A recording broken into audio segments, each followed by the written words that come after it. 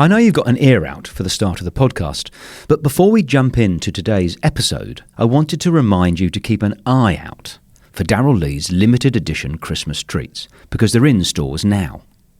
Like the iconic Christmas nougat pudding, so yummy and a gorgeous little gift. And some delicious Chrissy-themed twists on your favourite treats, like the Darryl Lee Rockley Road with chewy red and green jelly pieces, green and red crunchy milk chocolate balls, my favourites, and green apple and strawberry flavoured licorice. Watch them disappear. Your Christmas treats table will pop with colour and scrumptiousness. Spread some joy, bring the fun, and enjoy the Christmas tradition that is Darryl Lee. Hurry before they sell out. Darryl Lee makes Christmas better. You're listening to a DM podcast. Welcome to The Five of My Life with me, Nigel Marsh. As an author, adman and theologian, I've always been interested in people's stories. Not just those with a high profile, but people from all walks of life, regardless of fame. Which is why I created this show. Each guest who takes the 5 of My Life challenge chooses a favourite film, book, song, place and possession.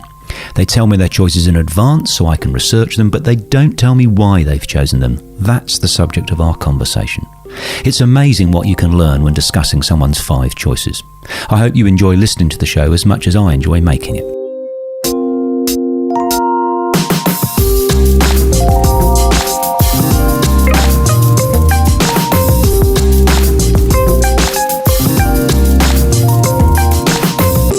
In this second part of the 5 of My Life On The Road edition, I interview Australia's most popular children's author, Andy Griffiths, live on stage at Castlemaine State Festival.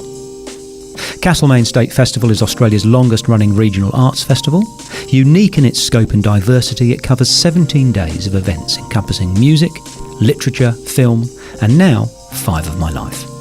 I love this conversation, not just because Andy is a gorgeous fella, but because it was fascinating to learn about the deep-thinking, multi-talented adult behind the record-breaking children's books. This interview was conducted on stage in a large goods yard next to the town's railway line, so apologies for the sound quality when a train goes past. It's all part of the fun of a live event. We need to introduce our next guest because, speaking of surprise guests, it was my choice for Nigel, and Nigel very kindly agreed, to have Andy Griffiths here today, because most of us know Andy Griffiths as a incredibly successful, best-selling, in fact has sold, over 10 million books around the world, as a good, fun, silly, crazy children's author. I also know Andy as a very thoughtful, interesting, intellectual bloke, and has lots to offer in terms of who he is and what's influenced him along the way. So I was so pleased when Nigel said he'd really love to interview Andy as a live 5 of My Life from the Goods Shed today, which will be recorded and put onto the podcast series. So let me introduce Andy so that we can get on with this. Andy, as I said, best-selling Australian children's author. He and illustrator Terry Denton have collaborated on more than 33 best-selling books since their first title, Just Tricking, was published in 1997. They've sold over 10 million copies. They have won 80 Children's Choice Awards and 10 Australian Book Industry Awards, including Book of the Year for the 52-storey treehouse. There is now 150-something stories in that treehouse. Andy is a proud ambassador for the Pyjama Foundation and also for the Indigenous Literacy Foundation. Would you please welcome Andy Griffiths to the stage?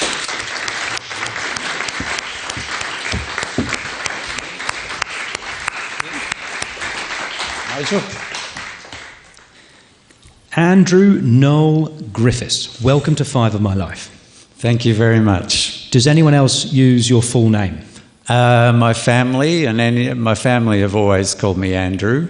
My best friends from school used to call me Griff, and anyone after 1997 calls me Andy. And because Andy's my cunning disguise, nom de plume. Yeah. And does Noel ever get a workout or not? No, that's my dad's name, okay. And he can have it.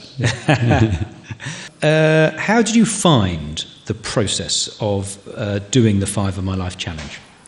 Really fun, because I like making lists anyway of my favourite music and favourite movies, and I've always done that because in my work I'm sort of drawing on all of everything that I love and sort of channeling it into my books. Yeah.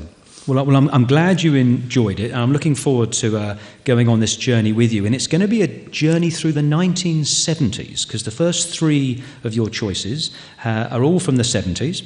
And we always start on Five My Life with the film. And you have chosen the Ken Russell rock opera classic Tommy from 1975. Tell us on Five My Life why you've chosen that. Because it's just a movie you can watch endlessly, you can enjoy it because it is so over the top, so colourful, so excessive. It has the great music of The Who and Pete Townsend in particular. You can watch it and laugh at how stupid and bad some of it is, but that only makes it more enjoyable. You can take the deeper levels of the metaphor of Tommy, the deaf, dumb and blind kid, as a metaphor for all of us going through life without knowing what's really going on or having taken stock of what's important. And the movie is really the spiritual exploration of Tommy shutting down after witnessing the murder of his, in the film it's the murder of his mother's lover. In the original rock opera it's the murder of his father murders the mother's lover after coming home from war, presumed dead.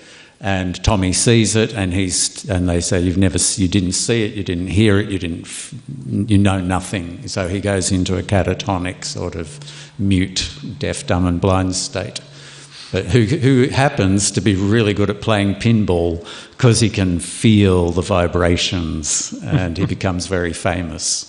And so, in the film, the protagonist Tommy has an appalling childhood and upbringing, parents.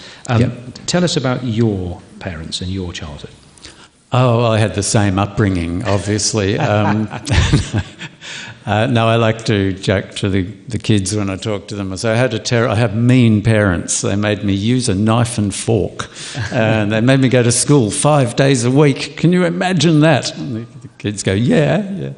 I say, well, you should run away like I did. But no, I had a great sort of free-range 1970s upbringing in Melbourne.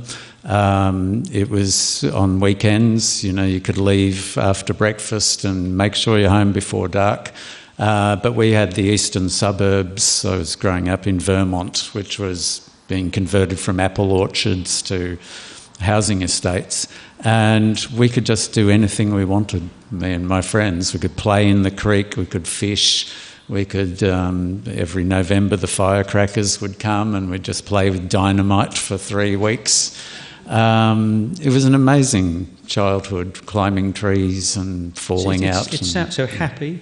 It was a really happy childhood. And often both Terry Denton, my illustrator and co-writer, will joke that we didn't have an unhappy childhood. We're at a disadvantage to most writers because we're writing out of the joy. We remember childhood as a lot of fun and infinite adventure and invention. And so when I was reading as a kid, that was the type of book that resonated for me. Enid Blyton, Adventures of the Wishing Chair and The Faraway Tree.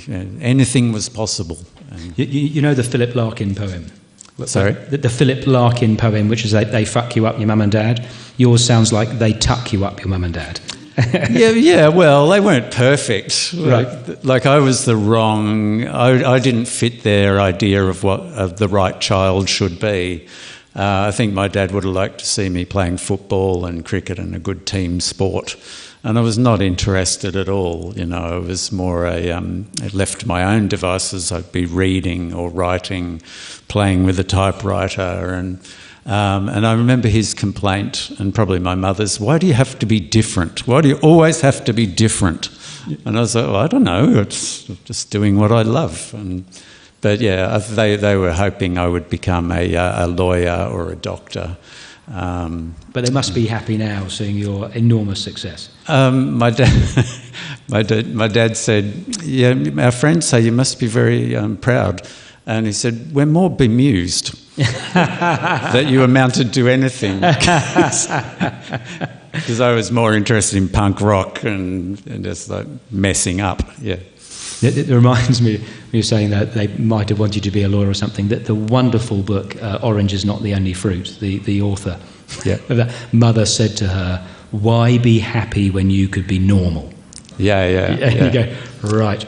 And that was very important to my parents, to not stand out, to not be different, yeah. Now, the second choice on Five My Life is always the book. And one of the things I love with the 120 guests we've now had is how different people respond to the format. So I've had someone choose her teenage diary as her book. I've had someone choose his own book.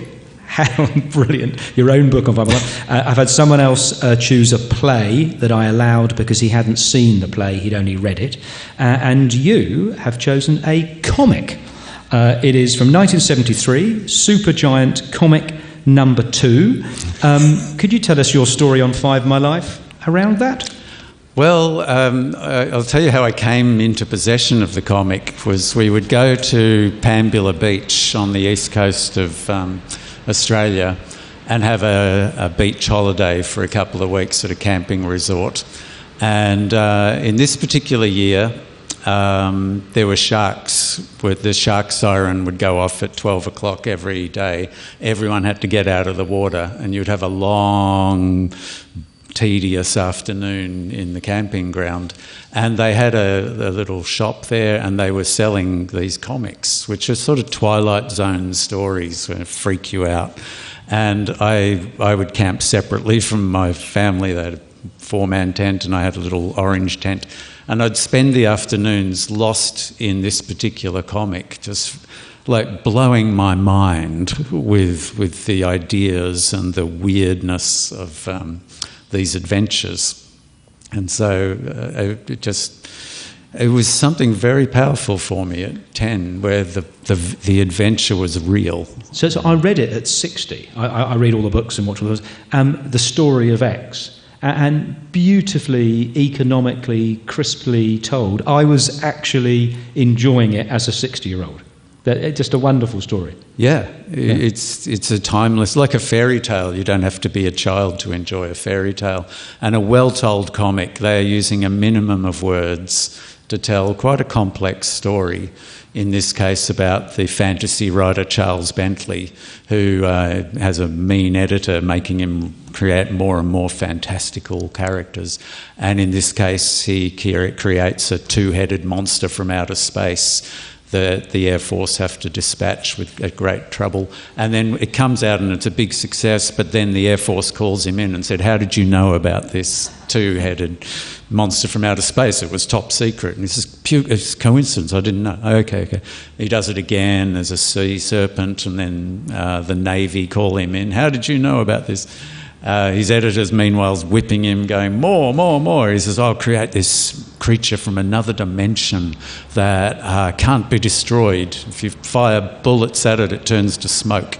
And this, of course, comes to life and starts pursuing him. And he tries to write a sequel, but he isn't away from his typewriter. The sequel doesn't work. He realises it's the typewriter. And it's a race back to New York City to get the typewriter to write the sequel.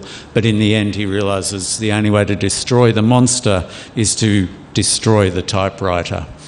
And what a beautiful metaphor for a writer. When you write, you want to suck yourself into your own story. You're believing it's really happening.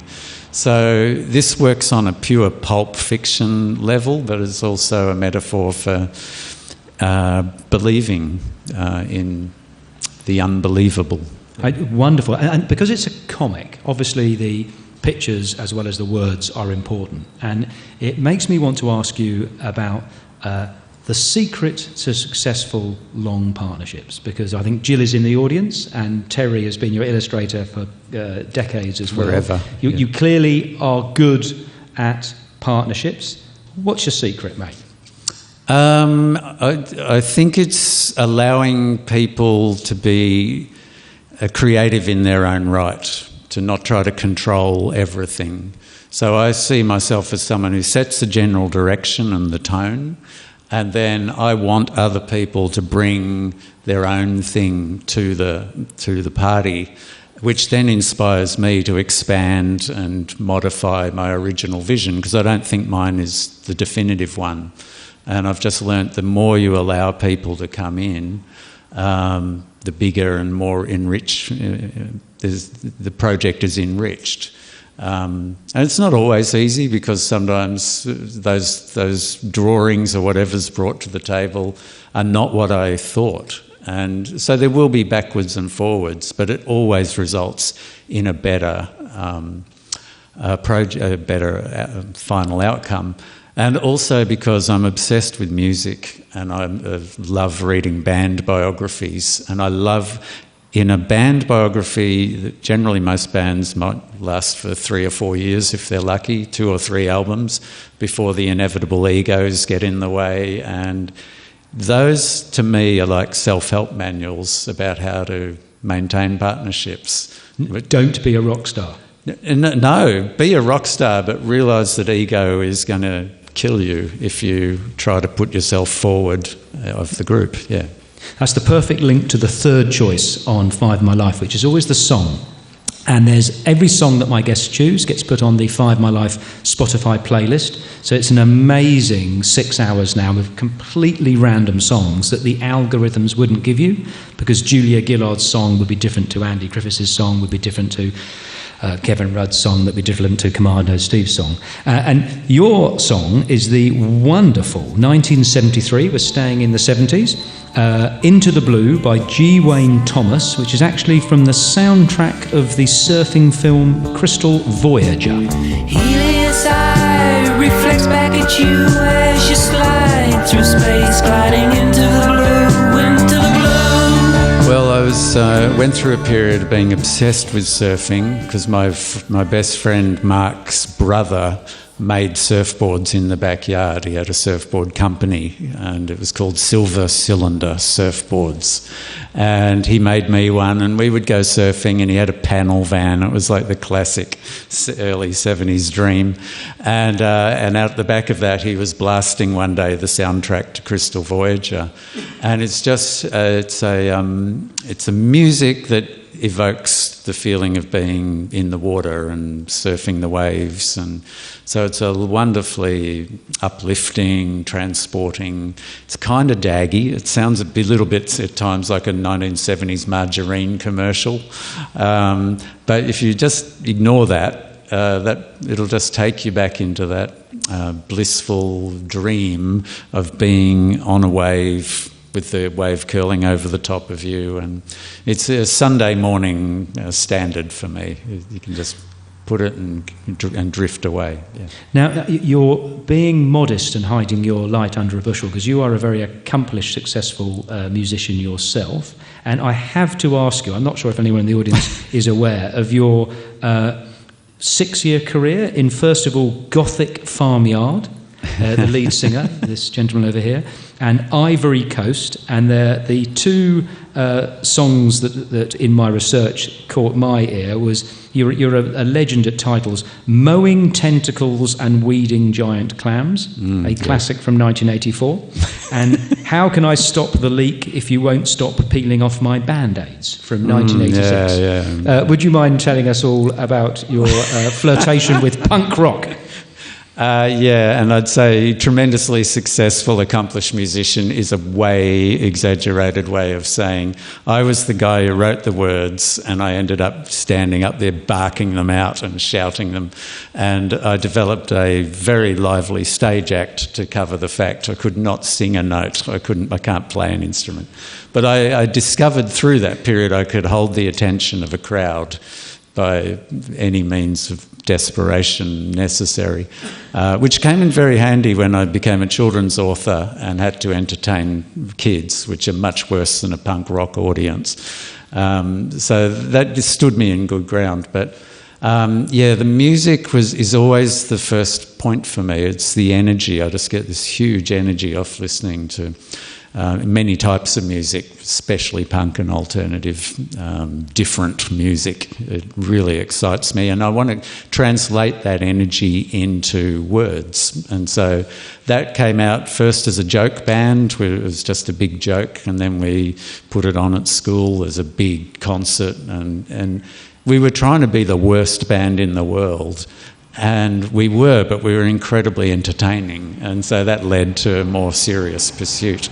So I studied a Bachelor of Arts and a literature degree by day, and I was out in pubs being punk rock at night for 5 years. A man of many talents.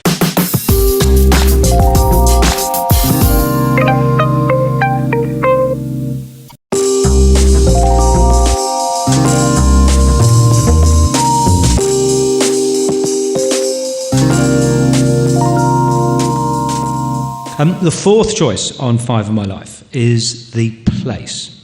And I've been Google mapping on satellite this and reading about it. It looks utterly beautiful. It's the tidal mudflat, Corner Inlet, in Wilson's Promontory National Park. Would you first of all describe where it is and what it's like, and then tell us why you've chosen it?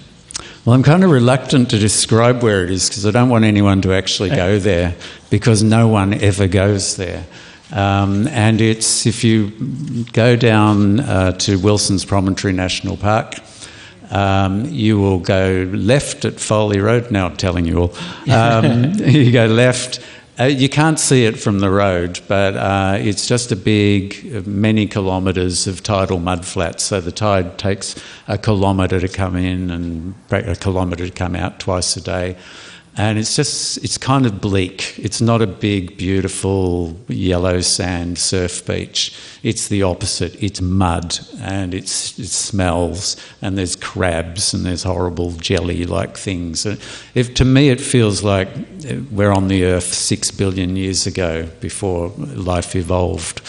But because of that, it's just an incredibly peaceful place, like time travelling to before life began. And we would go for many holidays down there. We had a block of land that was developed as a sort of camping ground by conservationists. So me and all the other kids had the run of this beach. And even today, you will very rarely see anyone else, because it's so kind of ugly in terms of what we would normally look for from a beach.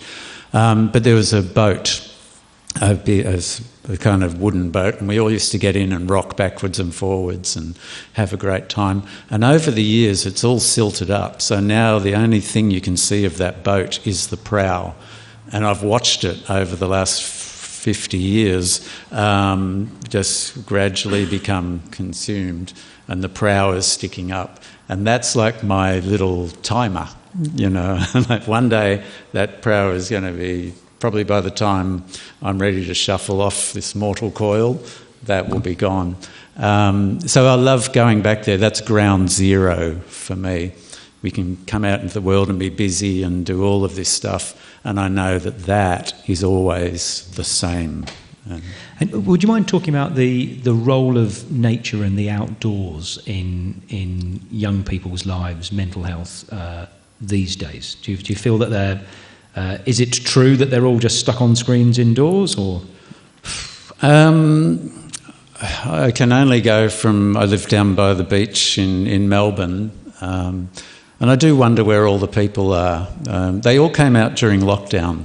Everyone discovered it because, hey, we've got walking paths. And then, of course, I got a little bit shitty because, you know, why is everyone on the paths now? Go away, go away. I used to have it all to myself. But I love seeing people out there, and it's always been very important to me. I love bushwalking, and I've done many hikes, especially all around the prom. And that is a sort of ground zero. It's a clearinghouse for all the busyness. So exercise has always been a passion of yours. Absolutely. And yeah. I've got another title to rival the "How Can I Stop the Leak If You Won't Stop Peeling Off My Band-Aids," which is "Fast Food and No Play Makes Jack a Fat Boy." You once wrote, out of the normal genre that we might know you for. You forgot the subtitle, Creating a Healthier Lifestyle for You and Your Family. Was this a self-help book, mate? No, it was a fictional story of a mother trying to make her family healthier. Right. And each comical little chapter highlighted one of the obstacles that is in our way, because we live in what's called an obesogenic environment where the chocolate bars are right at your eye height and often at the kid's height at the cashier. So there's one of your challenges. And I wrote it in conjunction with a personal trainer and a dietitian. So there was lifestyle advice at the end of each chapter. This is how you can combat that. Don't take your kids to the supermarket might be one simple health increasing move. But it was my worst selling book. I'm not proud to say, but people didn't know whether it was meant to be funny or serious. They didn't know whether it was for kids or adults. And in the end, the kind of reaction was, can we have some more of that funny stuff, please? So I've never gone out of my patch again.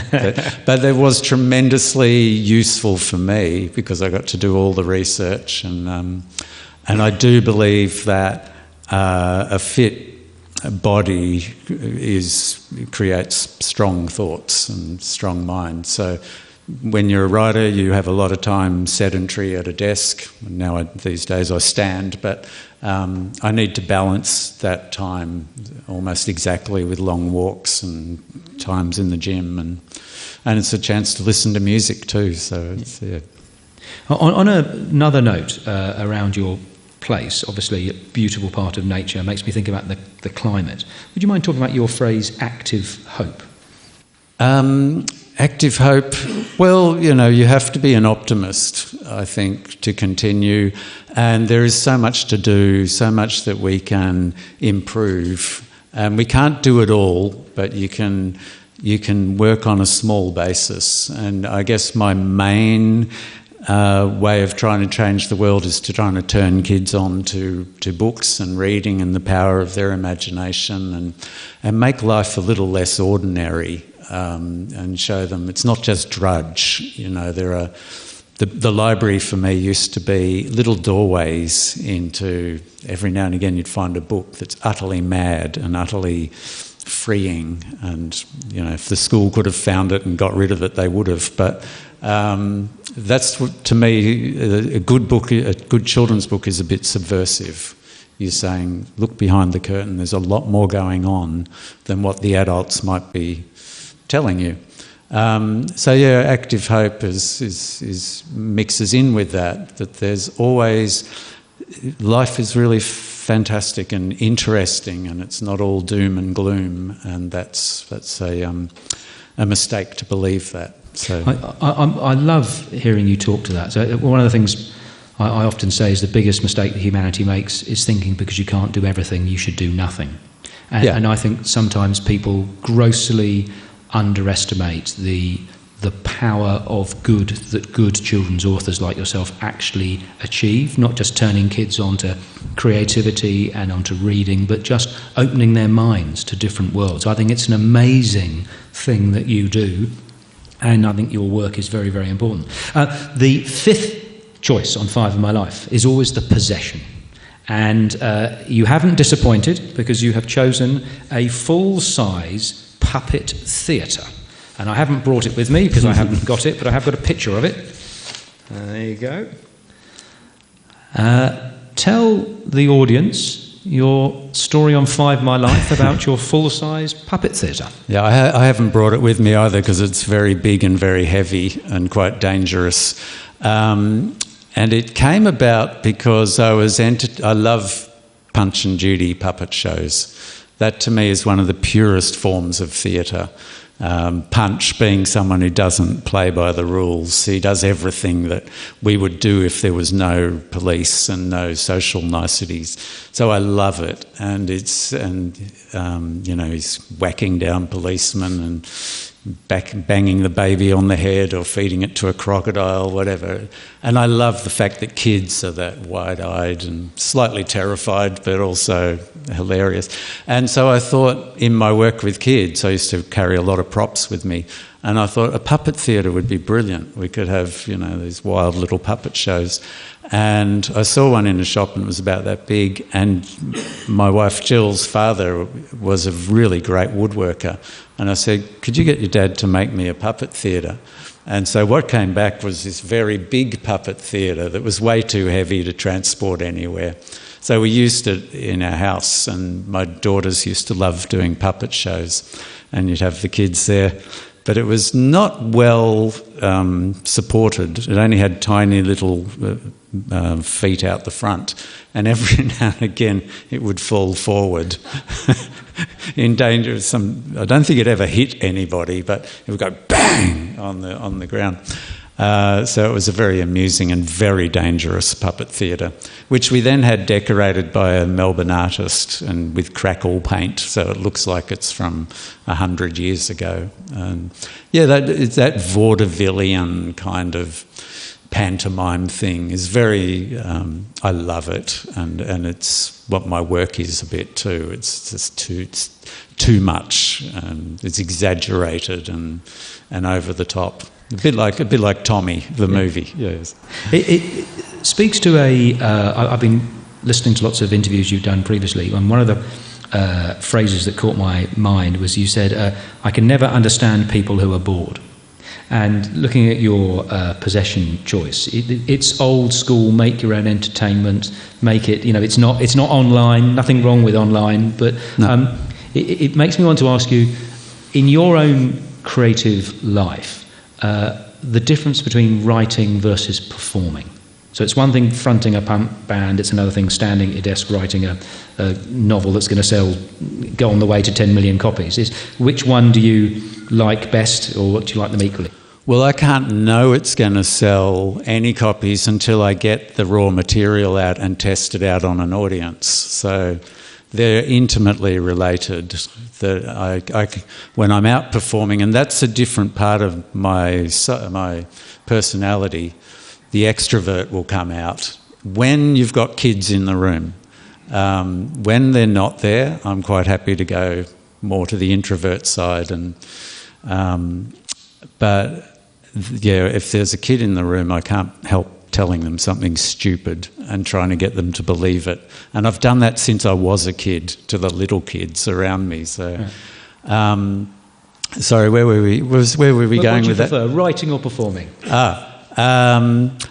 If you put a gun to my head, it will always be writing. Right. I can live without performing, but over the 2 years of lockdown, Hannah Gadsby said it beautifully. She said, I didn't miss performing at all during the 2 years. It was really nice to be able to go total introvert. But I agree with her when she said, when I got back, I went, this is so nice. Yeah. And so, they're the two sides of the same coin for me. And, Two more questions on 5 of My Life. The first is, how do you want your story to end? Am I allowed to say I don't want it to end? Yes, that's a great answer. You'll be the first man that dodges the grave. That's not terribly realistic. I'm very happy to be in the position to be able to pass on my love of books and fantasy and imagination. And that's really what my life's mission is. So it could end tomorrow and I'd be pretty happy. Yeah. Well, you're an example to us all. The last question is the traditional question, ending question on 5 of My Life, which is, who would you like to hear on 5 of My Life next and why? That's a very good question. One which you have to answer. Yeah. I'm currently having an obsession with Henry Rollins, the once singer of Black Flag, the book writer, the talker. I find his energy and commitment to what he does incredibly inspiring. So yeah, I can listen to him anytime, and we will give him a ring. I'm going to end with a... You'll be sorry. You'll need 5 hours for him. He's not short of a word. I'm going to end with a quote. You said once, "The biggest thing I can do is provide the energy and hope that good comedy creates." And I want to thank you, mate, for coming on 5 of My Life, but also thank you for the work that you do. Andy Griffiths, thank you for sharing your 5 on 5 of My Life. Thank you, Nigel. Thank you. Thank you both. Actually, could you please thank Nigel Marsh for being here today? Thank you. And of course, Andy, I really hope that what we've given you today is a little sneak peek into the minds of these two very interesting people, beyond the lives that we know them for or they have had, which have been interesting enough, but I always think that there's something more going on, and I feel like we've heard a little bit of that today. What we've heard from both of them, though, is that they are both living a life of passion, and that comes out in everything they do, from the books that Andy writes and that Nigel writes to the work that they do in the background, the ambassadorships and all those things that are very meaningful. So we're really grateful for you being here today, and thank you very much. And another example of a life of passion is you, Kristen. Oh, yes. Thanks, Andy. Andy, thank you. Andy and I would do a lot of work together with the Indigenous Literacy Foundation, and it's always a great joy to be doing stuff with Andy that we know is helping to make a difference.